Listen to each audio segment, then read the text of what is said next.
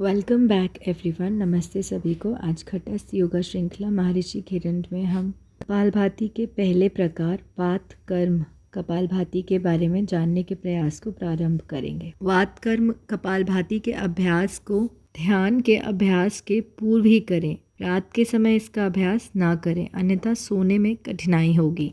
वात कर्म कपालभाति के अभ्यास के समय यदि हम किसी प्रकार की असुविधा अनुभव करते हैं, जैसे उल्टी आना या जी मचलना, तो इस अभ्यास को बंद कर दें। और उच्च रक्तचाप, हर्निया, बेचैनी आदि से ग्रसित लोगों को यह अभ्यास नहीं करना चाहिए। और कपालभाति का अभ्यास पाचन अंगों को उत्प्रेरित कर उनकी मालिश करता है और उन्हें शक्तिशाली बनाता है। मस्तिष्क का अग्रभाग रक्त की अधिक मात्रा से शुद्ध होकर अधिक सक्रिय होता है और सूक्ष्म स्तर पर प्राण शक्ति का प्रभाव मस्तिष्क के इस क्षेत्र में होता है। यह फेफड़ों को शुद्ध कर उनका विस्तार करता है और उनकी क्षमता को बढ़ाता है। इस अभ्यास के समय अधिक मात्रा में ऑक्सीजन भीतर जाती है और कार्बन डाइऑक्साइड बाहर निकलती है। यह श्वसन संस्थान को अधिक सक्रिय बनाता है, इसलिए जो ब्रोंकाइटिस तथा क्षय रोग से पीड़ित हों उन्हें इसका अभ्यास करना चाहिए। दमा और श्वास रोग से पीड़ित व्यक्तियों को जोर लगाकर श्वास छोड़ने की आदत पड़ जाती है। इससे उनकी मांसपेशियां थक जाती हैं। जब उन्हें दौरा ना पड़ रहा हो, उस समय कपालभाति का अभ्यास करना चाहिए।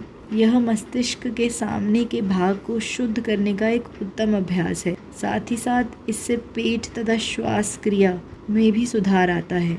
मन को शांत एवं जागरूक बनाने के लिए भी शक्तिशाली विधि है। कपालभाति की 10 आवृत्तियों के अभ्यास के पश्चात नींद नहीं आ सकती। अतः जो लोग मानसिक कार्य करते करते थक जाते हैं या नींद आ जाती है अथवा प्रातःकाल उठने के बाद फिर से सोना चाहते हैं, उनके लिए जगने तथा दिमाग को शक्तिशाली बनाने के लिए इसका अभ्यास करना उत्तम है। और ध्यान में प्रगति के लिए ध्यान के पूर्व इसका अभ्यास एक अच्छा साधन है। कपालभाति ध्यान के लिए उत्तम पृष्ठभूमि तैयार करता है।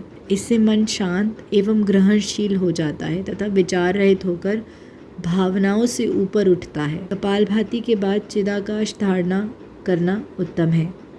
हठयोगियों का मत है कि इस अभ्यास को करने से ईड़ा और पिंगला नाड़ियाँ शुद्ध होती हैं।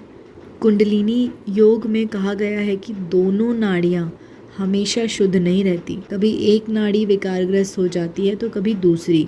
बहुत कम समय तक दोनों नाड़ियाँ एक साथ चलती हैं। जब दोनों एक साथ चलती हैं तब इसका अनुभव हमें नासिका में श्वसन क्रिया के माध्यम से हो जाता है। अगर दोनों नासिकाओं में श्वास की गति सामान्य हो तो हम यह नहीं मान सकते कि ईड़ा और पिंगला दोनों विकार रहित हो गई हैं। कुछ देर के लिए ऐसा होता है क्योंकि यह एक चक्र है। यह व्यक्ति व्यक्ति पर निर्भर है, लेकिन मुख्यतः हर 45 मिनट में स्वर परिवर्तन होता है। कुंडलिनी योग में यह भी कहा गया है कि यदि साधक का अपनी नाड़ियों पर नियंत्रण न हो, नाड़ियों में विकार हो, तो उस विकारग्रस्त नाड़ी से ही शुद्ध पवित्र विकार रहित कुंडलिनी ऊपर चढ़ेगी। यहाँ तक सुनने के लिए धन्यवाद। अब कल जारी रखेंगे।